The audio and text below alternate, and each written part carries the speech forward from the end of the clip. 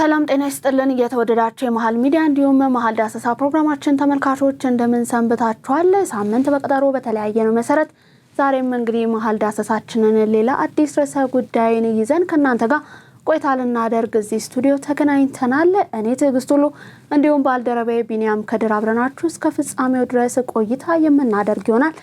ቢኒ እንደምን ትንሽ ትጂ ሰላም ነው? እግዚአብሔር ይመስገን። እንግዲህ ሳምንት በቀጠሮ በተለያየ ነው መሰረት ዛሬ መሃል ዳሰሳችንን ለየት ያሉ ሳምንት ከያዝናቸው የተለየ መረጃን አካተን ይዘናል። ስፋት የምንሰጠው በትላንትናው ዕለት በአሜሪካ እንዲሁም እስራኤል በኢራን ላይ የከፈቱትን ጦርነት ተከትሎ በርካታ ሽፋን ለመስጠት ዛሬ ጉዳይ ላይ ለማውራት ዛሬ ተገናኝተናል ማለት ነው። አንተ ጋር ምን አለ የሚለውን እኔ ከዛ እኔ ጋር ያለውን እያየን እንሄዳለን ማለት ነው።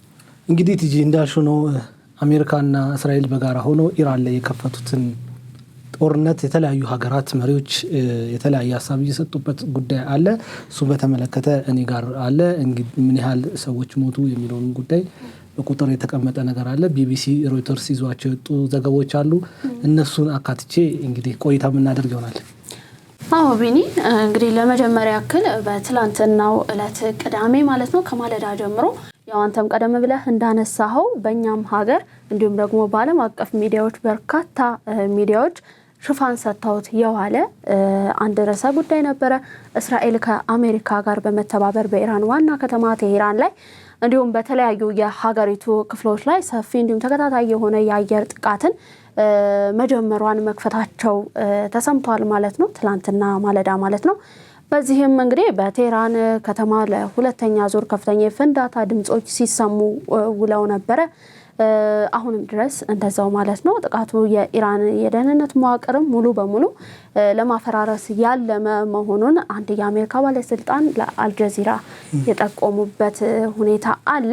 እስካሁን ባለን መረጃ ግን የኢራን ፕሬዝዳንት መሱድ ፔዜሽኪያን መኖሪያ ቤት እንዲሁም የደህንነት ዋና መስሪያ ቤትን ጨምሮ በ30 የተለያዩ ኢላማዎች ላይ ጥቃትን መፈጸሙን የእስራኤል መገናኛ ብዙሃን የዘገቡበትና ሰፊ ሽፋን ይዘው የወጡበት ሁኔታ ነበረ። የእስራኤል የደህንነት ባለስልጣናት እንዲሁም እንደገለጹት አንተ ጋር በኋላ ላይ ይዘው ከሆነ እንመለስበታለን። የእስራኤል የደህንነት ባለስልጣናት እንደገለጹት እንግዲህ ጥቃቱ የኢራን ፕሬዝዳንትን ጨምሮ መላውን የኢራንን አገዛዝ ኢላማ ያደረገ መሆኑን የተናገሩበት ሁኔታ ነበረ። የሀገራቱ የበላይ መሪ አያቶላ አሊ ካሚኒ ከቴሄራን ወጥተው ደህንነቱ ወደ ተጠበቀ ስፍራ እንዲዘዋወሩ መደረጉንም እንዲሁ ማለት ነው። እስቲ አንተ ጋር ምን አለ የሚለውን እኔና ትንሽ ትኩረት የሳበ ነገርም ስለሆነ እያየን ብንሄድ ብያለሁ። ቀጥል እስኪ። እንግዲህ ኢራን ላይ እየተወሰደ ባለው እርምጃ ላይ የተለያዩ ሀገራት መሪዎች የተለያዩ አስተያየት እየሰጡ ይገኛሉ። ከነዛ መካከል የጉዳዩ ባለቤት የሆኑት የእስራኤሉ መሪ ቤንያሚን ኔታንያሁ የተናገሩት ንግግር አለ። እንግዲህ በኢራን ውስጥ ያለው ሽብርተኛ አገዛዝ የሚያስከትለውን የህልውና ስጋት ለማስወገድ ዘመቻ ጀምረናል። ይህ አገዛዝ ለ47 ዓመታት ሞት ለእስራኤል ሞት ለአሜሪካን እያለ ሲጮህ ነበር ካሉ በኋላ ዶናልድ ትራምፕን ታላቁ ጓደኛዬ በማለት ታላቅ ምስጋና አቅርበዋል። ለአመራራቸውም የተሻለ ምስጋና መቸራቸው ተሰምቷል። ሀገራቸው ከአሜሪካን ጋር በመሆን በኢራን ላይ ጥቃት መክፈቷን ተከትሎ በሰጡት እንግዲህ መግለጫ ላይ የኢራን መንግስት ደማችንን አፍስሷል፣ ብዙ አሜሪካውያንን ገድሏል እና የራሱን ህዝብ ጨፍጭፏል ሲሉ የኢራንን መንግስት ወቅሰዋል። ይህ ገዳይና ሽብርተኛ አገዛዝ መላው የሰው ልጅ ላይ አደጋ የሚጥለውን የኒውክሌር ጦር መሳሪያ መታጠቅ የለበትም በማለት ተናግረዋል። የአሜሪካንና የእስራኤል የጋራ ዘመቻ የኢራንን ህዝብ እጣ ፋንታ ራሳቸው እንዲወስኑ የሚያረጋግጥ ነው ሲሉ ተናግረዋል። እንግዲህ ፕሬዚዳንቱ ማለት ነው። ጠቅላይ ሚኒስትር ቤንያሚን ኔታንያሁ ቀጠል አድርገው የሀገራችን ህዝብ ከወታደራዊ አዛዦች የሚሰጠውን መመሪያ ማክበር አለበት፣ በጋራ እንቆማለን፣ በጋራ እንዋጋለን፣ እናም የእስራኤልን ዘላለማዊነት አብረን እናረጋግጣለን ሲሉ ተናግረዋል። ሌላኛው ሀሳብ የሰጡት የአሜሪካኑ መሪ ዶናልድ ትራምፕ ናቸው። እንግዲህ ፕሬዚዳንት ትራምፕ አሜሪካን በኢራን ላይ ዘመቻ መክፈቷን ካረጋገጡ በኋላ ያረጋገጡትም ያው በትሩዝ ሶሻል ሚዲያቸው ላይ ነው፣ በቪዲዮ ነው ሀሳቡን የለቀቁት። አሜሪካና እስራኤል በኢራን ላይ ጦርነት መክፈታቸውን ለዓለም ህዝብ ካሳወቁ በኋላ ምንድነው ያሉት? በጣም ብዙ ስምምነቶችን ለማድረግ ሞክረናል፣ ነገር ግን አልተሳካም። ስለሆነም ሚሳኤሎቻቸውን እናወድማለን፣ የሚሳኤል ኢንዱስትሪዎቻቸውን ዶግ አመድ አድርገን እናወድማለን፣ ሙሉ ለሙሉ ሁሉም ነገር ይወድማል ሲሉ ተናግረዋል። ትራምፕ ኢራን አብዮታዊ ዘብ ባስተላለፉት መልእክት ላይ የጦር መሳሪያዎቻችሁን አስቀምጡ፣ ያኔ ፍትሃዊ በሆነ መንገድ ትዳኛላችሁ የሚልም መልእክትን አስተላልፈዋል ማለት ነው። በዚሁ የኢራን የውጭ ጉዳይ ሚኒስቴር የሆኑት አባስ ምን አሉ የሚለውን ጉዳይ ልንገርሽና ወደ አንቺ እመለሳለሁ። ኢራን ለዚህ ቀን ስትዘጋጅ እንደነበረ ተናግረዋል። ይህን ቀን እንደሚመጣ አስቀድመን እናውቅ ነበረ፣ ለወራሪዎቻችን የሚገባውን ትምህርት ሰጥተን እንመልሳቸዋለን የሚልም ሀሳብ ሰጥተዋል። እኚህ ሰው እስራኤልና አሜሪካን በሀገራቸው ላይ የወሰዱትን እርምጃ ምክንያት የለሽ እንደሆነ ከገለጹ በኋላ ፕሬዚዳንት ትራምፕ አሜሪካን ፈርስት የሚለውን እሳቢያቸውን ወደ እስራኤል ፈርስት ወደሚል ቀይረውታል ሲሉ በአሜሪካን ላይ ቅሬታቸውን አሰምተዋል። ወደ አንቺ ልመልስሽና ወደ እኔ እመለሳለሁ። ቢኒ እንግዲህ ያው ቀደም ብለን እንደተናገር ነው በጣም ብዛት ሀሳቦች እየተንሸራሸሩበት የነበረ አሁንም ያለ ጉዳይ ነውና እንግዲህ አያቶላ አሊ ሀሚኒ ወደ ሌላ መንፈሳዊ መሪ የሆኑት ማለት ነው ወደ ሌላ ቦታ የተዛወሩበት እስራኤል በቴህራን ላይ ደግሞ ድንገተኛ ጥቃት መፈጸሟን ተከትሎ ያ መሆኑ በስፋት የተነገረበት እና የሆነበት ሁኔታ ነበረ። ጥቃቱ የተፈጸመው በመሪው ቢሮ አካባቢ መሆኑ የተነገረ ነው። በከተማዋ በርካታ ፍንዳታዎችም ሲሰሙ ነበረ ማለት ነው።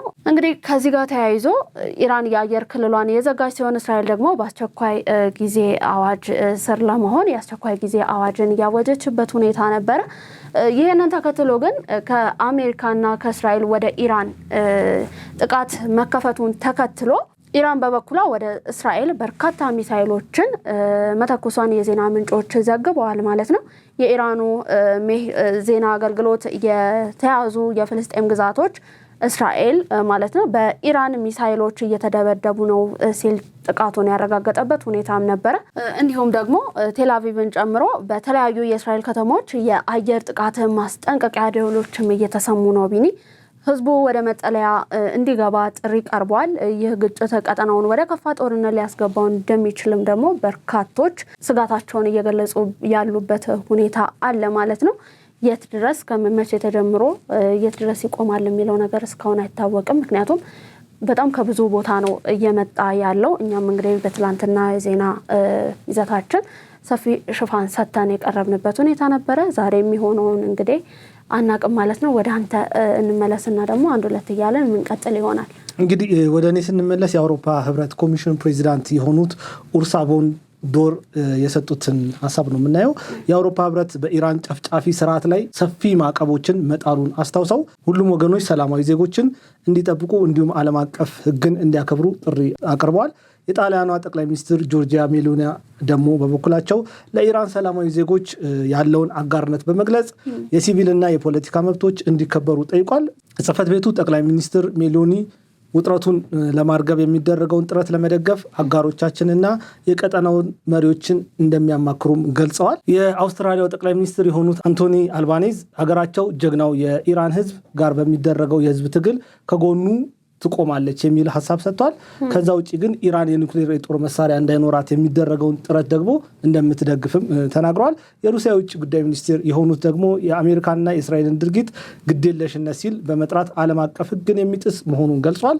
ሩሲያ ሁለቱ ሀገራት ፖለቲካዊና ዲፕሎማሲያዊ መፍትሄዎችን ማምጣት እንዳለባቸውም ጥሪ አቅርባለች። የዩናይትድ ኪንግደም ቃል አቀባይ የሆኑት ደግሞ አገሪቱ ሰፊ ቀጠናዊ ግጭቶችን ማየት እንደማትፈልግ አስታውቀው ጥቅሞቻችንን ለማስጠበቅ ግን ሁልጊዜም ዝግጁ ነን የሚል ሀሳብን ሰጥቷል። እንግዲህ ሁለቱ ሀገራት በኢራን ላይ የወሰዱት ያለው እርምጃ የመካከለኛው ምስራቅን ጨምሮ አጠቃላይ የዓለምን ሁኔታ የሚቀይርበት መንገድ አለ። ወደ አንቺ ልመለስና ደግሞ ወደ እኔ እመለሳለሁ። ቢኒ እዚህ ጋር አንተ የተለያዩ ሀገራት መሪዎች ያነሱትን ሀሳብ በስፋት አስዳሰህናል። እዚህ ጋር ለመጨመር ያክል ግን በትላንትናው ዕለት ማምሻ አካባቢ ቻይና መግለጫ አውጥታለች። ይህንን ጦርነት እንዲቆም ወይንም ደግሞ ለቀጠናው ሀገር ጥሩ አይነት ምልከታ እንደሌለው ስጋቷን የገለጸችበትን መግለጫ ያወጣችበት ሁኔታ አለ ማለት ነው። እንግዲህ ያው ጅምሩ ነው፣ ምን እንደሚሆን አሁንም አይታወቅም። ለመቀጠል ያክል የኢራን ብሔራዊ ደህንነት ኮሚሽን ኃላፊ ኢብራሂም አዚዝ እንግዲህ በእስራኤል ላይ የሚወሰደው እርምጃ መቀጠሉን የተናገሩበት ሁኔታ አለ። ኃላፊው ምንድነው ያሉት? ኢራን፣ እስራኤል እንዲሁም አሜሪካ በኢራን ላደረሰችው ጥቃት ተገቢውን ምላሽ እየሰጠች ነው ሲሉ የገለጹበት ሁኔታ አለ ማለት ነው። ቀድመን አስጠንቅቀናቸዋል ነው ያሉት እሳቸው። እንደውም የጀመራችሁት የቁልቁለት ጉዞ በቅርቡ ያበቃል በማለትም የዛቱበት ሁኔታ እንዳለ ነው የተሰማው። የእስራኤል 5 ከተሞች በኢራን ኢላማ መደረጋቸውንና እስራኤል በበኩሏ ደግሞ ከአሜሪካ ጋር በመወገን ኢራን ላይ ሌላ ዙር ጥቃት ለመጀመር እንቅስቃሴ ላይ ያለችበትን ሁኔታ በስፋት ያወጣችበት ሁኔታ አለ። እንግዲህ ቢኒ ይሄንን የመካከለኛው ምስራቅን ውጥረትን ተከትሎ በመካከለኛው ምስራቅ የበረራ መስመሮች እየተቀየሩ እንዳለም በርካታ ሽፋን የተሰጠበት መረጃ ነው። በአሁኑ ሰዓት በመካከለኛው ምስራቅ በተፈጠረው ከፍተኛ የጸጥታ ውጥረት ምክንያት የክልሉ ሰማይ በከፍተኛ ሁኔታ የተቀየረበት ሁኔታ ነው እየተስተዋለ ያለው። እንደ ቀጥታ የበረራ መከታተያ መረጃዎች አውሮፕላኖች ከተለመደው ቀጥተኛ መስመር ወጥተው ረጅም እንዲሁም ጥንቃቄ የተሞላበት አቅጣጫን እየተከተሉ እንደሚገኙ ነው መረጃዎች የሚያሳዩት። በዚህም ደግሞ ኢራን፣ ኢራቅ እንዲሁም እስራኤል የአየር ክልላቸውን ለሲቪል በረራዎች እየዘጉ ሀገራት ናቸው ማለት ነው። በዚህም ደግሞ በርካታ ዓለም አቀፍ አየር መንገዶች እንደ ኤምሬትስ፣ ኳታር ኤርዌይስ እንዲሁም ደግሞ ኢትሃድ በረራዎችን እየሰረዙ ወይንም መስመራቸውን ቀይረው እየሄዱ ያሉበት ሁኔታ እንዳለ ነው እየተመለከት ነው። በረራዎች እየተቀየረው ደቡባዊውን የሳውዲ አረቢያ መስመርን እየተከተሉ በመሆኑ የበረራ ጊዜ መራዘም እንዲሁም መዘግየቶች ሊኖሩ እንደሚችሉ በስፋት የተነገረበት ሁኔታ አለ።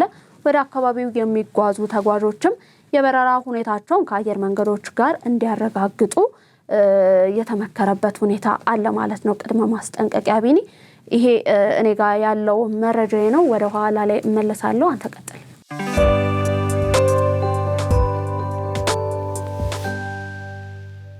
እንግዲህ አንቺ ካነሳሽው ሀሳብ ጋር በቀጥታ የሚገናኝ መረጃ እኔ ጋር አለ።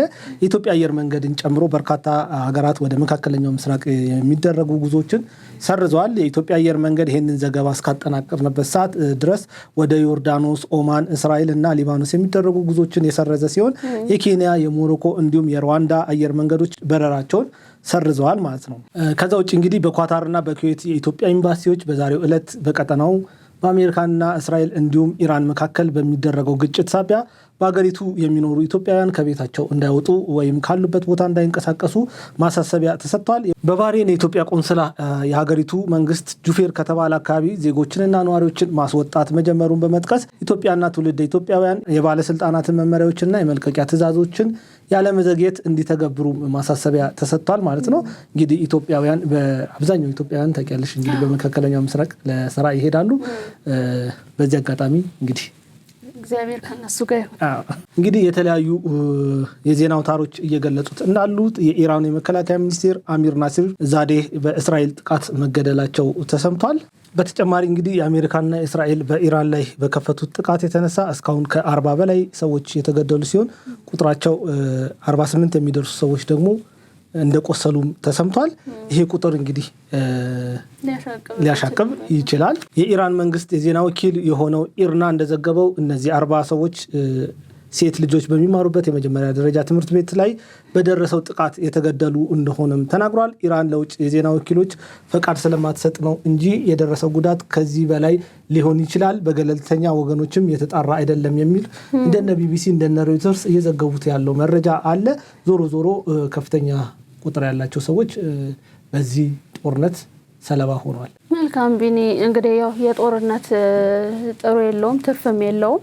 ያው ግን ከተጀመረውና ጅምሩን እንዳየነው ከሆነ ደግሞ ያው በጊዜ ነገሮች እንዲረጋጉ እኛ ምኞታችን ነው። ግን ደግሞ ከዚህ የበለጠ ነገርም ሊሆን ይችላል የሚል ግላዊ ምልከታ አለን ማለት ነው። እንግዲህ ያው በትላንትና ማለዳ ላይ በተጀመረው አሜሪካና እስራኤል በኢራን ላይ በከፈቱት ጥቃት የመልስ ምት ለመስጠት ኢራን ደግሞ ወደ 35 የሚሆኑ ባሊስቲክ ሚሳይሎችን ወደ እስራኤል ያስወነጨፈችበት ሁኔታ አለ። እንደ ወታደራዊ ግምቶች ከሆነ እንግዲህ የተወሰኑ ሚሳይሎች በእስራኤል የጸረ አየር መከላከያ ሲመክኑ፣ ቀሪዎቹ ደግሞ ክፍት ቦታዎች ላይ አርፈዋል ሲል ነው ታይምስ ኦፍ እስራኤል የዘገበው ማለት ነው። በጥቃቱ ሳቢያ በእስራኤል አንድ ሰው ቀላል ጉዳት ደርሶበታል ተብሏል። ያው ቀደም ብለህ ካንተ ፋይናል ነገሩን እንደነገርከን ያንን ጨምሮ ማለት ነው። የኢራን ብሔራዊ ደህንነት ምክር ቤት ጥቃቱ ለአሜሪካና እስራኤል ጥምር ጥቃት የተሰጠ አውዳሚ ምላሽ መሆኑን ገልጾ ትምህርት ቤቶችና ዩኒቨርሲቲዎች እንዲዘጉም የታዘዘበት ሁኔታ አለ። ከጦርነቱ ከፍተኛነት አንጻር ማለት ነው። በሌላ በኩል የእስራኤል መከላከያ ሚኒስትር እስራኤል የቅድመ መከላከል ጥቃት መፈጸሟንና በመላ ሀገሪቱ የአስቸኳይ ጊዜ አዋጅ መታወጁን አስታውቋል ማለት ነው። ቀደም ብለን እንዳነሳ ነው ግጭቱ ወደ ባህሬን፣ ኩዌት፣ አቡዳቢ እየተስፋፋ ሲሆንም የአሜሪካ ጦርም በኢራን ላይ በሚሰነዘሩ ጥቃቶች እየተሳተፈ መሆኑ ተነግሯል። ሁኔታው በከፍተኛ ስጋት ውስጥ መውደቁ ነው ማለት ነው ቢኒ እየተነገረ ያለው። ዞሮ በእጅ አዙር አሁን ኢራን፣ አሜሪካ፣ እስራኤል ሲባል ርቀት ላይ ያለ ነገር ቢሆንም በአንድም ይሁን በሌላ በኩል ግን ኢትዮጵያን የሚነካበት አይነት ሁኔታ ያለበት ነገር ይስተዋላል ማለት ነው። ቢኒ እኔ ጋር እስቲ ያለው ይሄ ነው። እመለሳለሁ፣ አንተ ጋር ወዳለው ልቀጥል።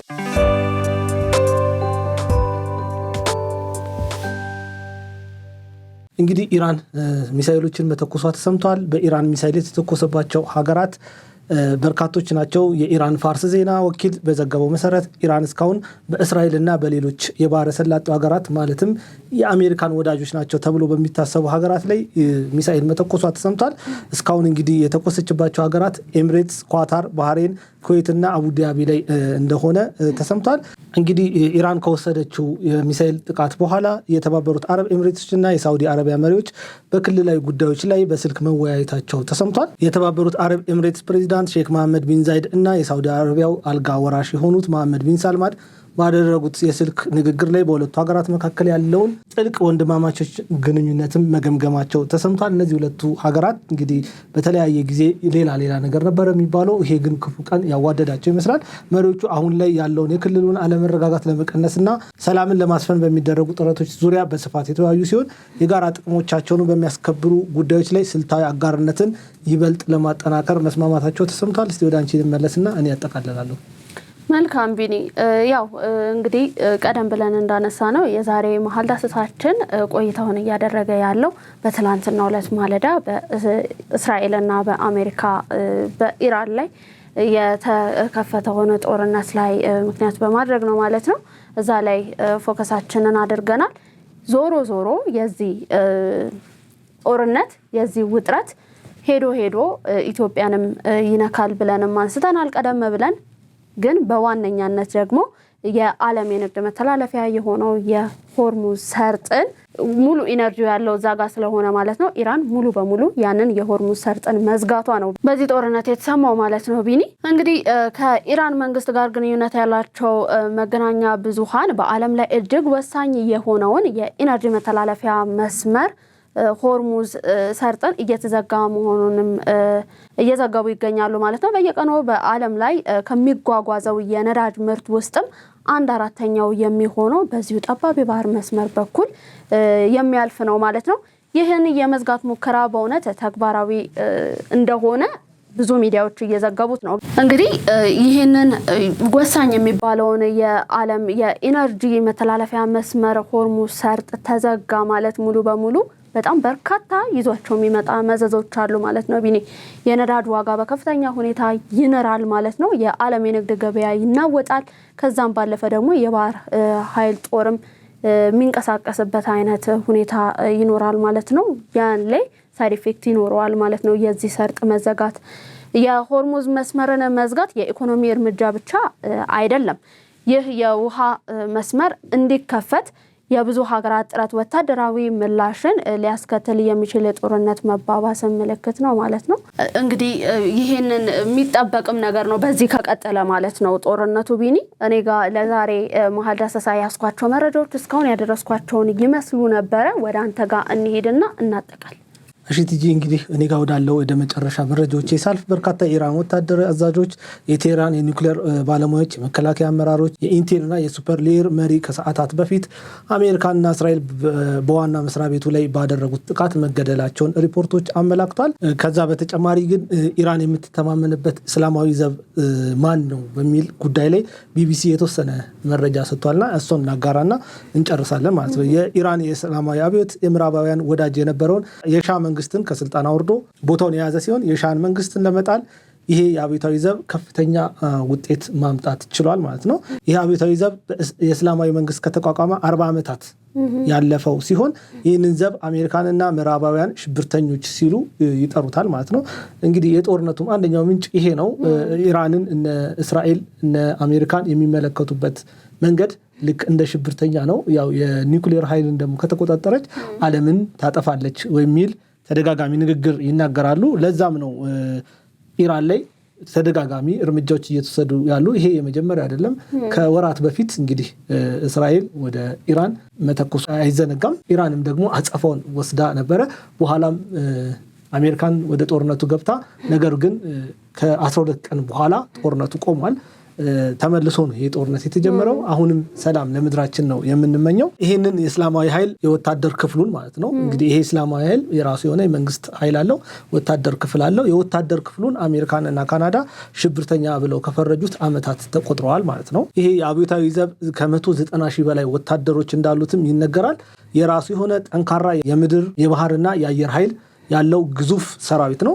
ይሄ ዘብ በኢራን ለሚነሱ ማንኛውም ተቃውሞ አፋኝ እንዲሆን ተደርጎ የተሰራውን ባሲጅ በመባል የሚታወቀውን የሀገሪቱን ሚኒሻና በኢራን ያሉ ኢኮኖሚያዊ ኃይል ያላቸውን ግብረሰናይ ድርጅቶችን እንዲቆጣጠር ተደርጎ የተሰራ ኃይል ነው። ይሄ ኃይል ኢራን እስላማዊ መንግስት ከፍተኛ መተማመን የሚሰጥ ኃይል እንደሆነ ቢቢሲ ዘግቧል። እንግዲህ በእኔ በኩልም ያለው የመጨረሻ መረጃ ይሄ ነው።